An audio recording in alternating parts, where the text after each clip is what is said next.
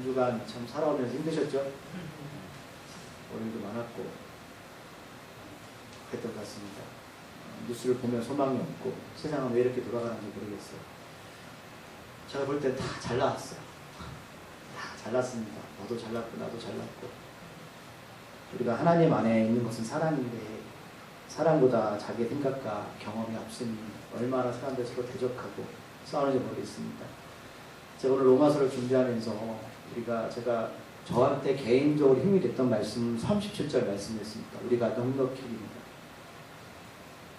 저는 이 문장이 저한테 너무나도 개인적으로 힘있게 다가왔습니다. 하나님은 하나님의 자녀를 돌보심을 믿습니까? 믿으세요. 성령을 통해서 우리에게 넉넉히 이게 힘을 줄 수 있습니다. 우리가 이 땅에 살아가면서 우리가 하나님의 사람이고 우리 안에 성령이 있다면 우리가 성전이잖아요. 우리가 지난주에 나눴지만 너희들이 성전인 줄 알지 못하는 그게 무슨 뜻입니까? 내가 너와 함께 하겠다는 거 아니에요. 그 능력이 우리와 함께 한다면 우리 분명히 넉넉히 하나님의 힘을 주실 것 같아요. 하나님의 자녀라는 것은 여러분 하나님의 특권을 갖는 거죠. 우리가 하나님이 가지셨던 모든 것들을 우리가 대신 상속자로 누릴 수 있는 것을 우리가 이스라엘을 가지면서 살면서 갖는 거 아니겠어요? 그런데 우리가 위축되어 있다는 거죠.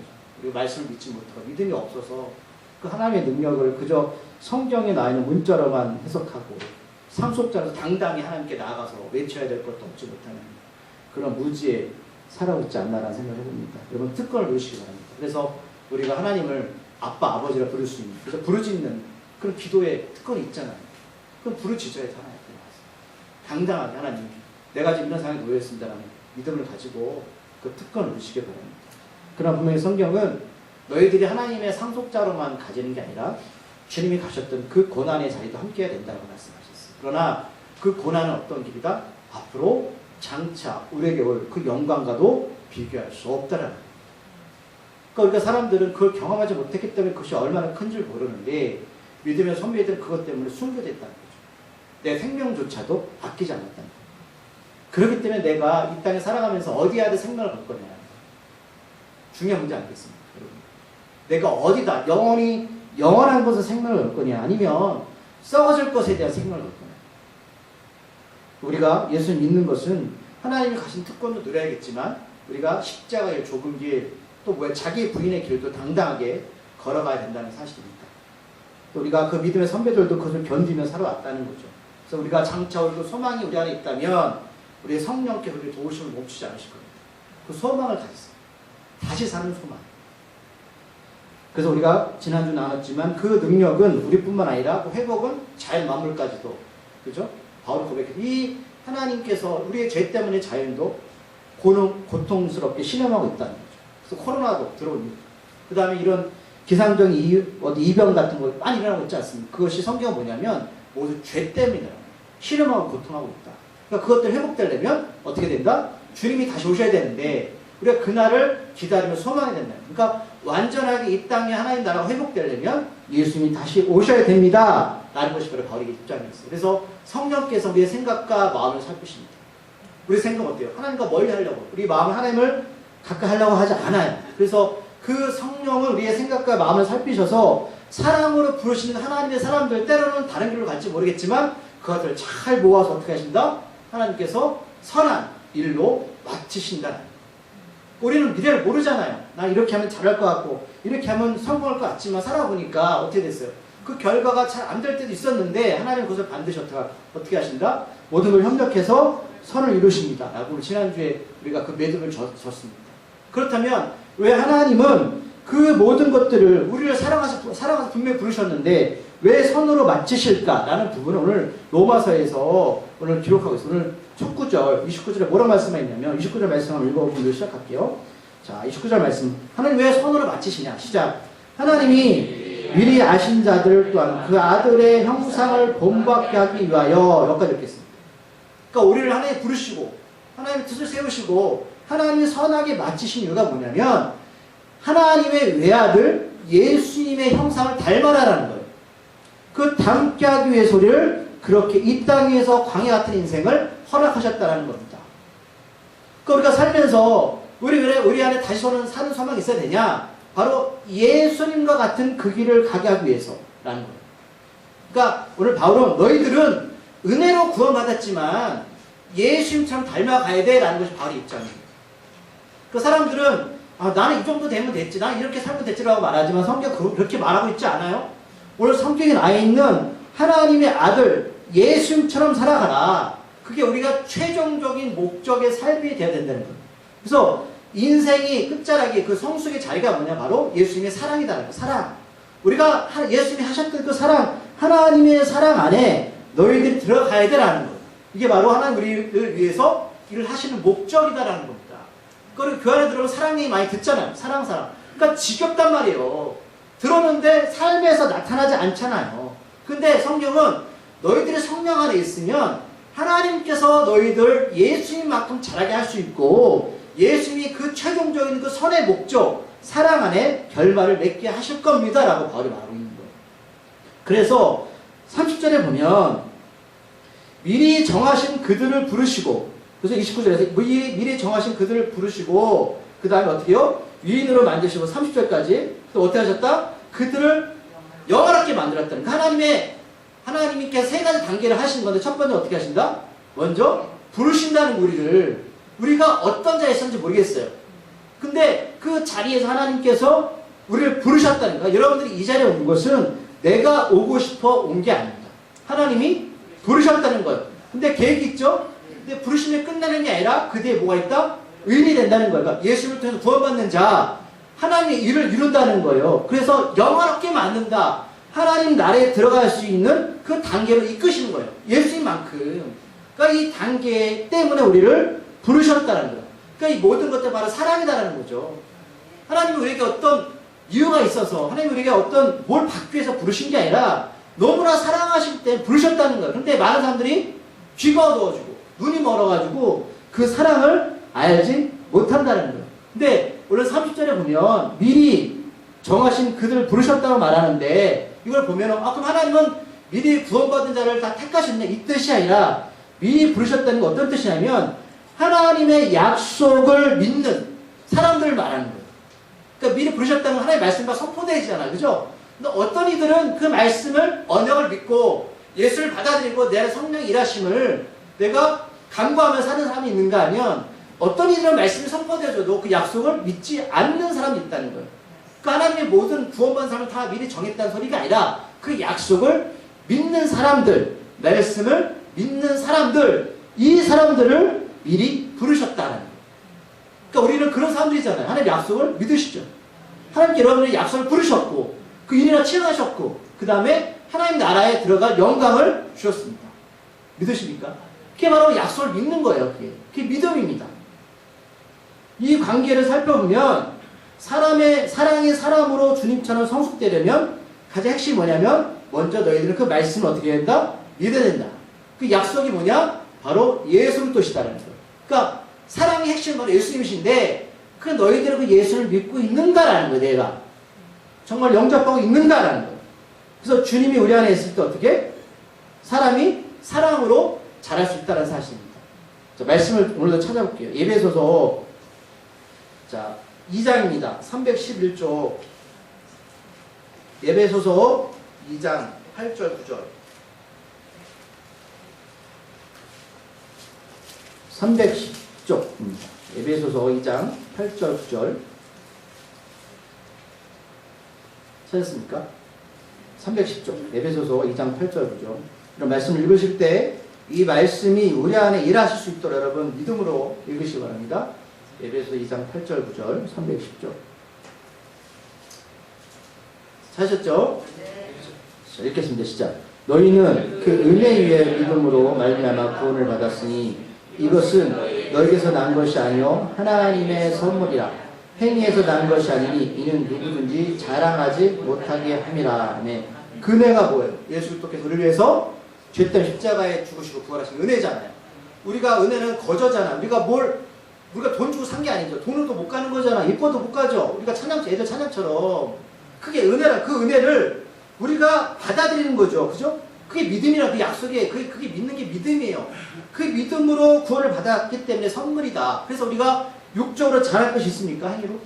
없다라는 거예요. 너희가 어떤 행위로서 구원받는 게 아니라 그건 전적인 하나님께서 은혜야. 그래서 은혜예요, 여러분. 찬양처럼. 은혜 위에 은혜가 더하니 내가 이 세상 살아갈 힘이 생기는 거고 넉넉히 살아간다는 것이죠. 이따 그 부분도 주께서도 말씀하십니다. 왜 우리가 왜 은혜가 뭐냐? 은혜를 어떻게 넉넉히 살아갈 수 있냐는 거죠. 그래서 이 하나님의 사랑이 너무나 크기 때문에 오늘 로마서 다시 넘어가시면 31절에 보면 뭐라고 말씀하고 있어요? 로마서 8장 31절 말씀 뭐라고 하고 있죠? 만일 하나님이 우리를 위하시면 누가 우리를 대적하려?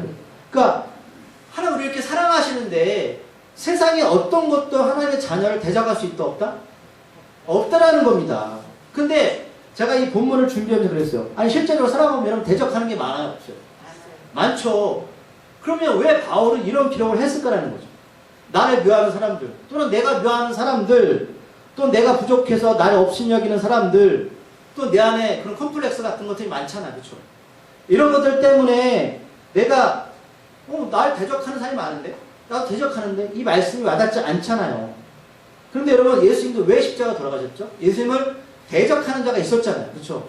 대적자가 있었기 때문에 예수님 십자가 돌아가신 거거든요. 근데 성경은 대적자가 뭐냐면 하나님의 말씀을 반대하는 자가 대적자거든요. 그럼 보세요. 자, 우리가 이 땅에 살아가면서 여러분 가장 힘든 게 뭐예요? 가난? 질병? 또는 나를 힘들게 하는 사람들? 상처 주었던 사람들? 뭐가 제일 여러분 사람이 뭐가 제일 힘든 것 같으세요? 여러분 생명입니다. 여러분 사단 마귀가 여러분들을 대적하죠. 하나님을 대적하죠. 그 사단 마귀가 최종적으로 가난이나 질병의 어려움을 통해서 우리들에게 뺏고 싶은 게 뭘까요? 생명입니다. 바울이 이걸 말하고 있는 거예요. 내가 아무리 이 땅에 사는 복음의 전도자로 많은 가난과 질병을 겪었잖아요. 그죠, 바울이? 이따 그것도 설명할 건데, 그런데 바울에게는 대적자가 없었습니까? 우리 사도행전 봤지만 바울에는 수많은 대적자가 있었습니다. 그러나 바울이 생각하는 가장 큰 대적자는 사단 마귀잖아요. 왜요? 사단 마귀는 생명을 빼앗습니다. 영원한 생명을 빼앗잖아요. 아무리 사람들이 날 힘들게 하고 어렵게 해도 그들의 생명을 뺄 수 있나, 여러분들? 없습니다. 가난이, 질병이 빼앗을 수 없습니다. 그러니까 사람들은 착각해요. 날 대적하는 것이 그것들이라고 생각합니다. 그러니까 마귀가 어떻게 해요? 우리를 속이는 거잖아. 너희들 이것 때문에 힘들지, 어렵지? 그게 너희 대적자야. 아닙니다. 그게 대적자가 아니라 하나님의 말씀을 대적하는 생명이 바로 생명을 빼앗는 게 대적자입니다. 명확히 그것을 아셔야 돼요. 그래서 32절에 보면 뭐라고 말씀하고 있냐면 자기 아들을 아끼지 아니하시고 우리 모든 사람을 위하여 내주시니, 이게 누구예요? 예수님. 사단은 우리를 대적합니다. 하나님을 대적하는 게 뭐예요? 우리의 생명. 하나님의 형상이 우리를 무너뜨리는 거잖아요. 그래서 하나님께서 구원의 길을 여셨잖아요. 어떻게 해요? 예수를 통하여서. 그럼 예수 왜 보내셨어요? 우리를 너무나 사랑하셔서. 그래서 그 외아들을 아끼지 아니하셨어요. 외아들을 하나님은 보호하지 않으셨어요. 왜요? 우리를 너무 사랑하셔서. 너무 좋아하셔서. 믿으세요? 너무 아끼셔서. 어찌 그 아들과 함께하는 모든 것을 우리에게 주시지 아니하겠느냐. 무슨 뜻이에요? 여러분, 집안의 자녀보다 바꿀 게 있어요? 하나님이 내 아들도 너에게 줬는데 하물며, 여러분들 우리 돈 좋아하잖아. 돈 안 주겠느냐? 그렇죠. 건강 안 주겠느냐? 안 믿으세요? 이 말씀 하는 거잖아요. 너의 생명을 구원하고자 내 아들 줬는데 너희가 원하는 거 안 주겠느냐? 안 주셨는데요? 우리는 기도를 패턴을 바꿔야죠. 왜 안 주셨을까요? 분명히 다 주신다고 말씀하셨잖아요. 자, 근데 이 말씀은 오늘 바울이 처음 한 얘기가 아니에요. 자, 창세기 22장 2절 찾아볼게요. 창세기 22장 로마서 껴놓으시고 22장 12절 16절 비슷한 상황이 이미 하나님께서 아브라함 통해 말씀하셨습니다. 창세기 22장 12절 16절 두 구절만 읽어볼게요. 28쪽 찾으셨나요?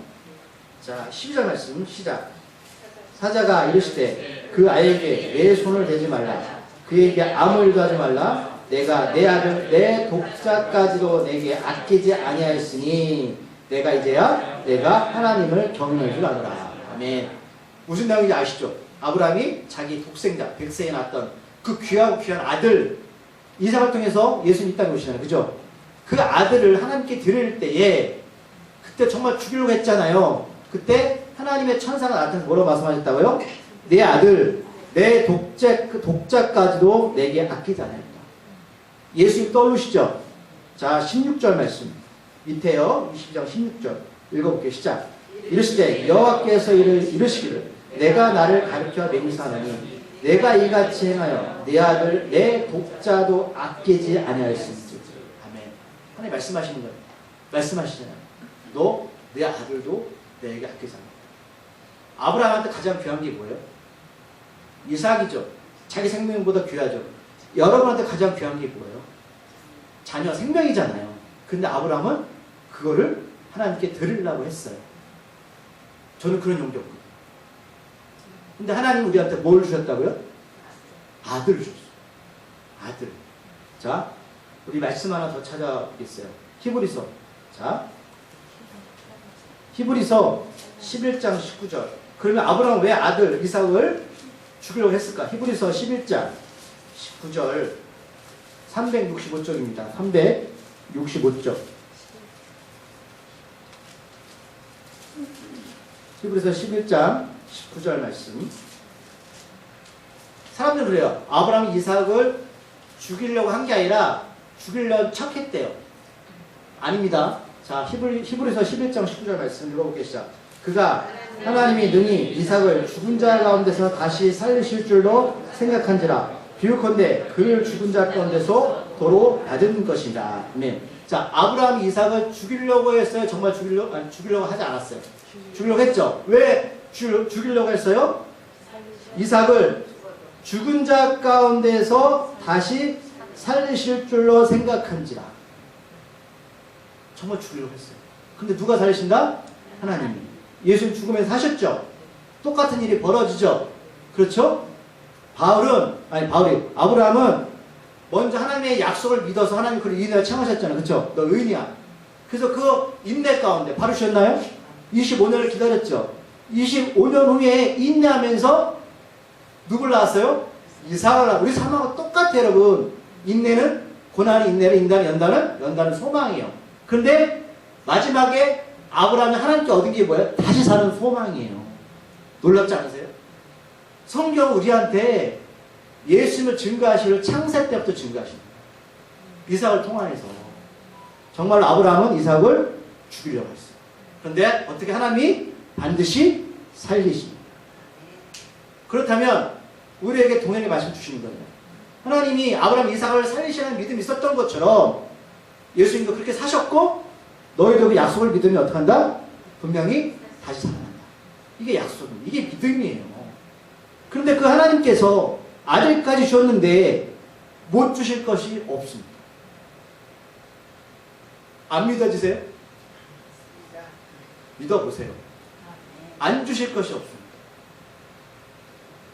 그리고 33절을 보면 구원받았지만, 그렇죠? 마음과 달리 성령의 인도함과는 다르게 행동하게 되죠. 우리가 계속 나왔지만 우리 마음에는 악과 선이 공존하다 보니 자꾸 하나님 일이나 착한 일 하고 싶은데 상황과 여건이 안 돼서 자꾸만 이상하게 돌아갈 때에 우리는 자꾸 그런 생각이 들잖아요. 난 정말 구원받았을까? 나는 하나님 나라 갈 수 있을까? 내 지금 용접한 것 같은데? 그런데 33절 분명히 말씀하고 있어요. 사단이 정죄할 수 없습니다. 이유는 간단합니다. 예수님을 통해서 죄의 굴레에서 벗어났기 때문에 이미 우리는 하나님으로부터 의인이라고 칭함을 받았습니다. 자, 다시 말씀드리면 아브라함이 무엇을 잘해서 의인으로 칭함을 받은 게 아니죠. 그가 받은 건 약속을 믿은 거죠. 근데 하나님 땅을 떠나서 25년 동안 아브라함이 항상 믿음이 좋았나요? 잘했습니까? 자기 아내도 사라도 두 번이라고 뒤라고 속였잖아요. 인생 보면 개처간입니다. 그런데 하나님은 그거를 바꾸셨어요? 그래서 아들 안 줬나요? 왜 주신 거예요? 그가 잘해서 그런 게 아니에요. 그는 약속을 믿었어요. 그러니까 우리가 착각하잖아요. 사단이 자꾸 우리를 장난치는 거예요. 하나님의 약속을 믿는 우리한테 자꾸만 율법의 행위를 강조하는 거죠. 야, 너 사전에 그런데 정말 구원받았어? 그럼 거기에 여러분 매이지 마십시오. 왜요? 하나님은 아들을 주셨습니다. 하나님 약속은 변치 않으십니다. 그러면 형사법에 보면 일사부재리 원칙 아십니까? 일사부재리. 그게 무슨 원칙이냐면 제가 죄를 졌어요. 죄를 져가지고 재판을 받았는데 재판관이 너 그 죄 없어라고 땅땅 두들겼어요. 근데 어떤 사람은 자꾸 그 죄를 갖고 걸고 넘어가요. 저 사람 분명 그 죄 졌는데 왜 재판관이 그런 판결을 내렸냐고. 근데 이 법을 다시 저 죄에 대해서 판결을 할 수 있을까 없을까요? 없습니다. 이게 바로 일사부재리 원칙이에요. 같은 죄목을 가지고는 동일한 범죄에 대해서 거듭 처벌할 수 없는 게 바로 일사부재리 원칙입니다. 하나님께서 여러분들 죄를 다시 묻지 않았습니다. 그러나 우리 꼭 기억할 게 뭐냐면 하나님의 죄에 대해서 묻지 않는 것은 왜 묻지 않으시죠? 우리 안에 예수님의 핏값이 있기 때문입니다. 그러면 그건 공짜요. 물론 우리가 은혜를 거저 받았죠. 이게 공짜입니까? 누가 내 대신 죽었는데 여러분 이걸 세상의 가치로 돈으로 환산할 수 있습니까? 없잖아요. 그렇기 때문에 그 대가가 너무 크기 때문에 우리는 성령의 역사로 우리의 죄의 모명시를 죽이면서 말씀과 기도로 우리 안에 속사람이 성령이 충만하도록 자라야 되는 것. 아까 말씀처럼 예수님처럼 자라야 되는 것은 우리의 몫이라는 것이죠. 은혜로. 그래서 육신의 생각은 뭐예요? 사망이고 영의 생각은 뭡니까? 생명과 평안합니다. 그러니까 우리가 예수 믿고 구원받았다고 해서 하나님과 멀어지면 평안이 있을까요? 없습니다. 공부한 거예요. 힘든 거예요. 내가. 죽음에 살리신 분은 오직 예수님 뿐이고 오늘 성경에 보니까 주님은 하나님 오른편에 계셔서 뭐라고 계시죠? 우리를 위해서 연약한 우리를 위해서 기도하십니다. 졸지도 주무시도 않으면서 저 인간이 좀 제대로 살았으면 좋겠는데 말씀 가운데 하나님이 계속 중보기도 하십니다. 하나님 한 번만 더 참으세요. 하나님 두 번만 더 참으세요. 하나님 세 번만 더 참아주세요. 계속 중보기도 하신다는 것이죠. 그래서 15절에 보면 뭐라고 말씀하세요? 15절 말씀을 읽어보겠습니다. 15절 말씀 죄송합니다. 35절 말씀의 시작. 누가 우리를 그리스도의 사랑에서 끊으려 환난이나 공고나 박해나 기근이나 적시나 연이나 칼이라. 우리를 하나 예수도 사랑해서 끊을 사람이 존재가 아무것도 없다는 거예요. 사람들의 사랑을 끊을 수 있죠. 부부도 이혼하는데 그리고 사람을 믿을 존재가 못 돼요. 근데 예수님의 사랑은 여러분 믿어도 됩니다. 근데 오늘 35절에서 말하는 이 말씀이 바울이 직접 경험한 것을 말합니다. 바울이 가장 큰 게 고난인데 그가 복음 앞에서 사명 앞에서 살다 보니까 이런 일이 내 안에서 일어났다는 거예요. 그러나 나는 예수님만큼 닮아갈 거야.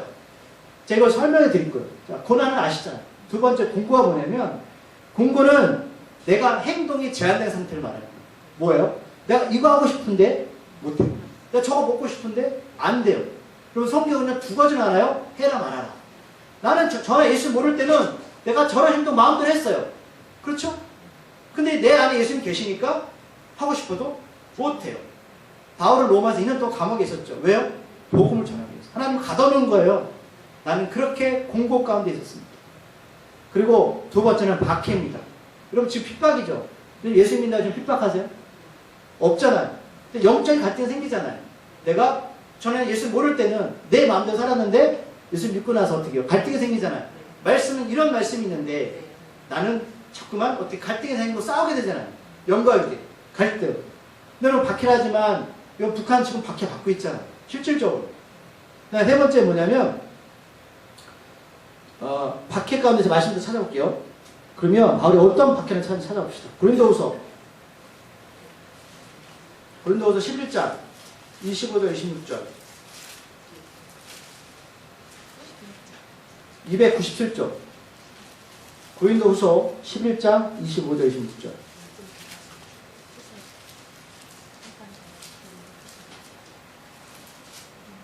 바울은 박해를 당했습니다. 고린도후서 11장 25절 26절 297쪽 찾으셨나요? 고린도후서 11장 25, 26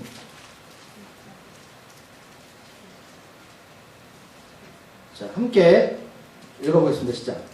3번 태장으로 맞고, 한 번 돌로 맞고, 3번 파손하고, 일주야를 깊은 바다에서 지냈으며 여러 번 여행하면서 강의 위험과 강도 위험과 동족 위험과 이방인 위험과 신의 위험과 광야 위험과 바다 위험과 거짓 형제주의 위험을 당하고. 아멘. 세 번 태장 저기 우리 옛날에 뭐죠? 그 가나야가 맞는 거 있잖아요. 엉덩이 맞는 거. 40대에 덜은 한 대.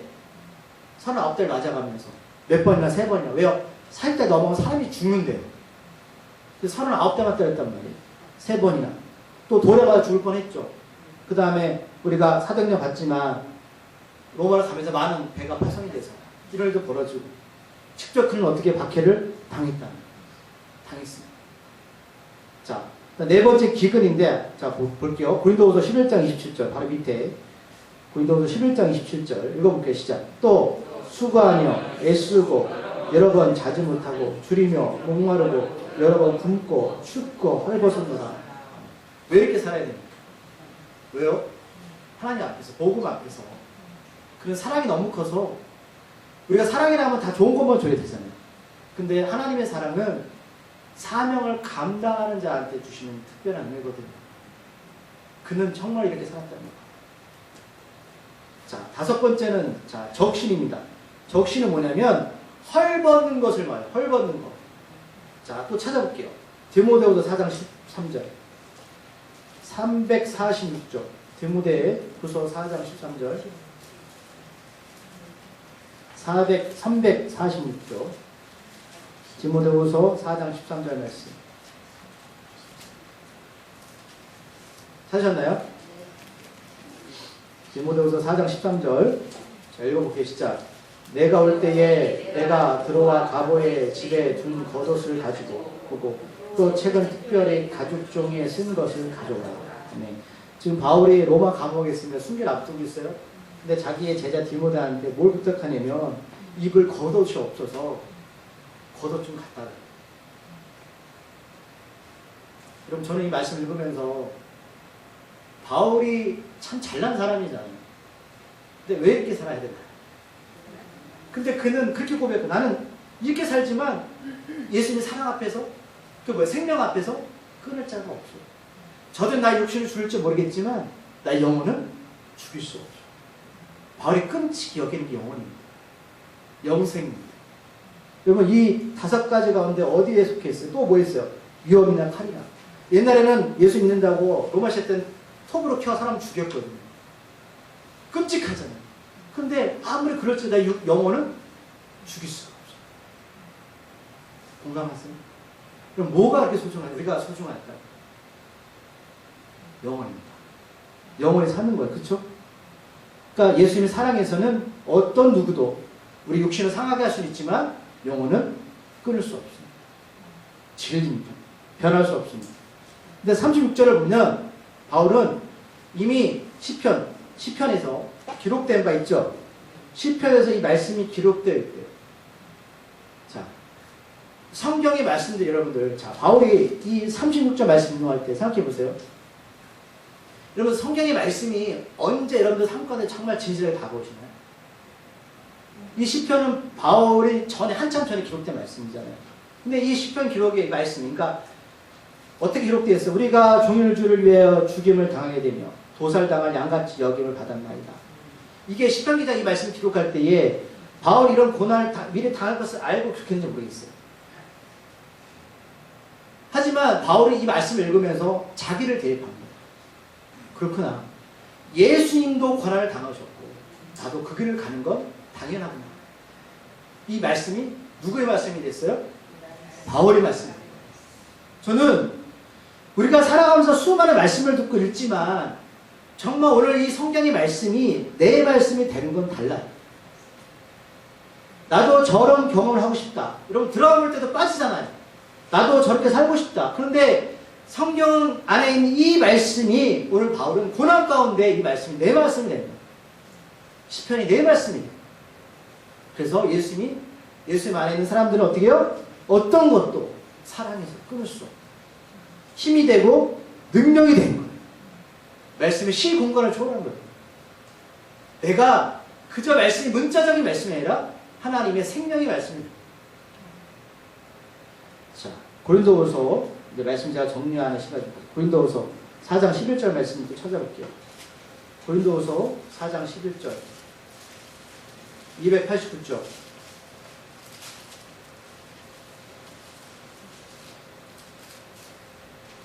289쪽 고린도후서 4장 11절 10절부터 11절까지 찾을게요. 고린도후서 4장 10절 11절 289쪽 찾으셨나요? 읽어보게 시작. 우리가 항상 예수의 죽음을 몸에 짊어지는 예수의 생명이 또한 우리 몸에 나타나게 하려 합니다. 우리 살아있는 자가 항상 예수를 위하여 죽음에 넘겨지면 예수의 생명이 또한 우리 죽을 육체에 나타나게 하려 합니다. 그러니까 바울은 그거예요. 내 안에서 내가 살아있지만 내 안에 예수님이 나타나면 어떻게 된다? 나는 죽어야 된다. 예수님 십자가에서 죽으셔 우리를 살리신 것처럼 내 안에서 예수님을 살려면 나는 약속 가운데 말씀 가운데 내가 죽어야 한다. 그래서 누가 산다? 내 안에 예수님이 사십니다. 그래서 예수께서 내 인생을 인도하십니다. 자, 로마서 넘어가서 그래서 31절에 보면 아까 제가 드렸던 말씀 이 모든 일에 우리를 사랑하신 이로 말미암아 예수를 어떻게 사랑하셨어요? 목숨까지 되어주셨어요. 그 사랑하시는 그것 때문에 우리는 어떻게 한다? 넉넉히 이기는 거예요. 넉넉히 이기는 거예요. 어떤 사람이 어떤 능력자가 날 도우는 게 아니라 십자가 다시 사신 예수님이 나를 이기게 하신 거예요. 그리고 사단의 권세에서 나를 구원하신 거예요. 말씀 또 찾아볼게요. 에베소서 6장 12절 316절 316쪽 저는 찾았던 말씀이거든요. 에베소 6장 12절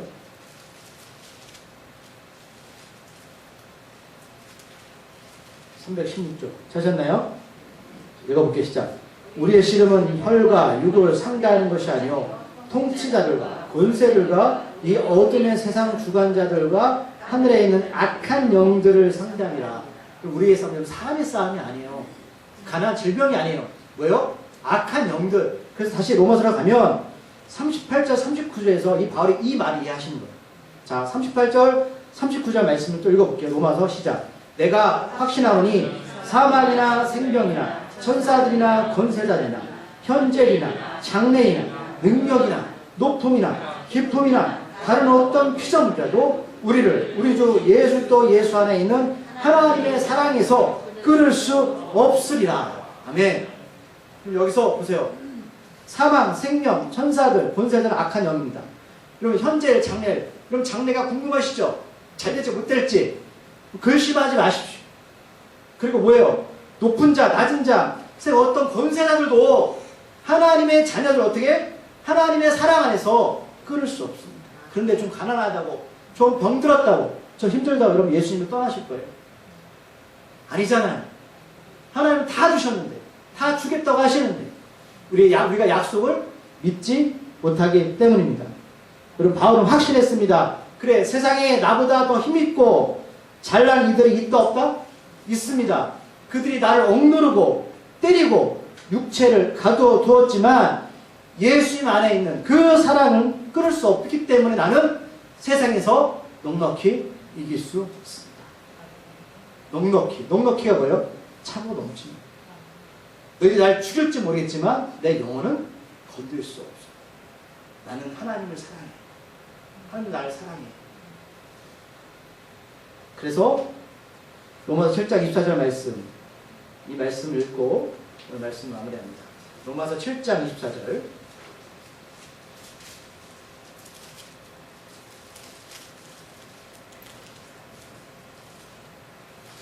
찾았어요?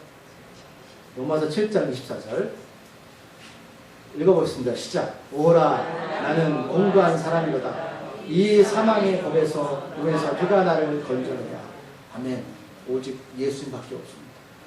예수님만큼 잘하십니다. 성령 안에서 이 사랑은 아무도 끊을 수 없어요. 아무도. 그러니까 그 믿음으로 같이 하길 소망합니다. 기도하시겠습니다. 하나님, 바울은 분명히 갇혀 있었고 헐벗었고 굶주렸고 하고 싶은 것도 못하면서 살아왔고, 또는 동족 간에 이방인으로 하여금 욕도 얻어먹었고, 수많은 굶주림과 헐벗음과 또 태장과 돌에 맞아 죽을 뻔도 했습니다. 또 배가 난파되어서 목숨도 잃을 뻔했습니까? 그런데 그는 그 가운데서 하나님의 사랑을 간구합니다. 이 사랑을 끊을 수 없다. 그래서 나는 세상 가운데 넉넉히게, 사람들은 내가 돈이 많으면, 내가 건강하면 이 어려움을 이길 수 있다고 생각합니다. 그러나 바울은 그렇게 말하고 있지 않습니다. 내가 세상을 이길 수 있는 힘은 오직 예수님뿐이다. 세상은 나의 영혼을 건들 수 없다. 우리가 이 믿음을 가지고 살아가게 해 주시옵소서. 약속을 붙잡고 살아가게 해 주시옵소서. 언젠가 이 생명이 끝나는 날, 이 사단 권세는 우리의 영혼을 우리 어떻게 할 수 없습니다. 아버지, 우리가 믿음을 붙잡고 살아가서 영적으로 사랑하여 예수님만큼 잘하는 사람이 되게 하여 주시옵소서. 예수님의 이름으로 기도드립니다.